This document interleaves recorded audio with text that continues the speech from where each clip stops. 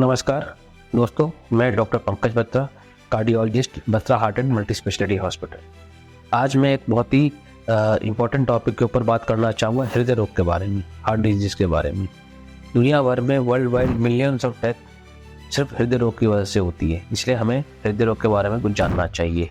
इसमें जेनेटिक बड़ा common question होता है कि सर क्या हमारे परिवार में फैमिली हिस्ट्री है, क्या हमारे को हो सकती है? तो इसमें जेनेटिक्स का रोल आता है। Definitely genetics plays an important role in heart disease.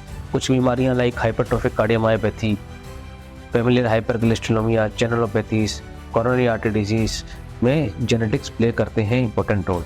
तो बट जेनेटिक्स इंपॉर्टेंट तो है, बट जेनेटिक्स के साथ साथ अदर एनवायरमेंटल फैक्टर्स लाइक हमारी डाइट, हमारा खान पीन, हमारी physical activity and bad habits like smoking important role play करती हैं।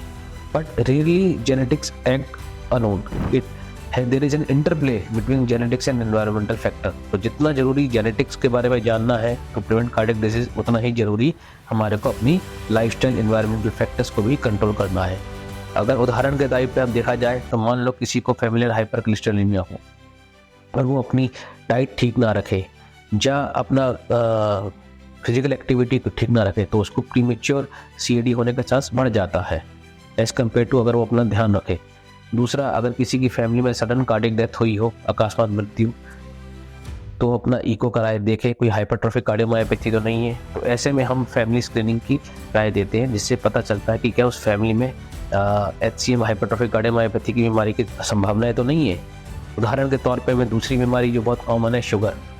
अगर परिवार में माँ बाप में से किसी एक को शुगर हो, बच्चे में होने का चांस होता है 20% और दोनों को हो तो चांस होता है 40% के करीब।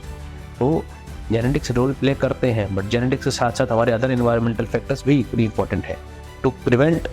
आज की डेट में हम इस स्थिति में नहीं पहुंचे कि हम हर मरीज का जेनेटिक्स स्क्रीनिंग कर पाए, बट हम अपने environmental factors like diet, physical activity और स्मोकिंग या बैड हैबिट्स के कंट्रोल के जरिए हम रोकथाम लगा सकते हैं। और कुछ बीमारियां लाइक हाइपरट्रोफिक कार्डियोमायोपैथी, फैमिलियल हाइपरकोलेस्टेरोलेमिया, वहाँ जेनेटिक्स प्ले रोल करते हैं, वहाँ हम स्क्रीनिंग भी कर सकते हैं।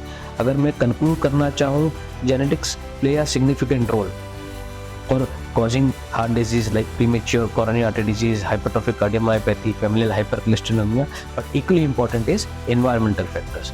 तो जहाँ हम जितना फोकस हमारा जेनेटिक्स पे होना चाहिए, परिवार के बारे में जानने में होना चाहिए, उतना ही हमारा फोकस एनवायरमेंटल फैक्टर्स पे भी होना चाहिए, जिसकी वजह से हम हृदय रोगों का रोकथाम कर पाएँ और यंग डेथ्स प्रिवेंट कर पाएँ, जिससे कि क्वालिटी ऑफ लाइफ भी इम्प्रूव कर पाए और हम दुनिया भर में हृदय रोगों की संख्या कम से कम कर पाएँ।